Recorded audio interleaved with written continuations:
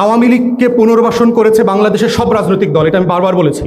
আওয়ামী লীগকে প্রথম পুনর্বাসন করেছে শহীদ প্রেসিডেন্ট জিয়াউর রহমানের উদারতা দিয়ে, এবং বিশ্বাস করে হাসিনাকে দেশে আসতে দিছে।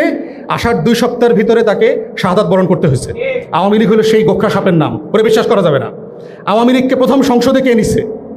86 সালের নির্বাচনের মধ্য দিয়ে জাতীয় পার্টি নিছে। তৃতীয়বার আওয়ামী লীগকে পুনর্বাসন করছে জামাত, বিএনপি বিরোধী আন্দোলন করে 90-র দশকে। তাকে ক্ষমতায় নেওয়ার ব্যবস্থা করছে 21 বছর পরে।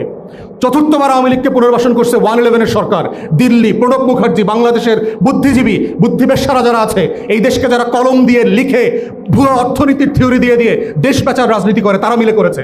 আওয়ামী লীগকে যারা যারা বিশ্বাস করে পুনর্বাসনের রাজনীতি করেছে, তারা সবাই এই দেশে অভিশপ্তের শিকার হয়েছে। সবাই হয়েছে, সবাইকে মূল্য দিতে হয়েছে বাংলাদেশে। অতএব যারাই কোনো না কোনো নাটকের মধ্য দিয়ে আগামী দিনে আওয়ামী লীগ পুনর্বাসনের চেষ্টা করবে, তাদের জন্য অভিশাপ ওই ছবল রেডি আছে। কিন্তু কোনো না কোনো ফর্মে অভিশাপের শিকার হইতেই হবে, কারণ এই মাটি মির্জাফরের রক্ত নিতে পারবে না। আওয়ামী লীগের জন্ম কোন দিনে জানেন? কেউ জানেন? ওর জন্ম হয়েছে পলাশী দিবসে, 1949 সালের 23শে জুন। 1757 সালের 23শে জুন বাংলার স্বাধীনতার সূর্য অস্তমিত হয়েছিল পলাশীর আম্র কারণে।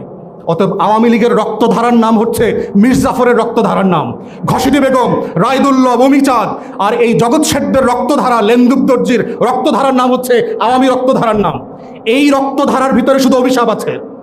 এই রাষ্ট্রের একমাত্র নিরাপত্তা হুমকি গত 70 বছর ধরে যারা বাংলাদেশের স্বাধীনতা সার্বভৌমত্বে প্রতিদিন প্রতি রাতে দিল্লির কাছে বিক্রি করে দিচ্ছে, সেই রক্তধারার নাম হচ্ছে আওয়ামী লীগ। অতএব সেই ধারাকে কোনোভাবে কোনো নামে ব্যানারে পুনর্বাসনের রাজনীতির বয়ান যারা তৈরি করছে, তারা আসলে দিল্লির আধিপত্যবাদকে ফিরায় নিয়ে আসছে।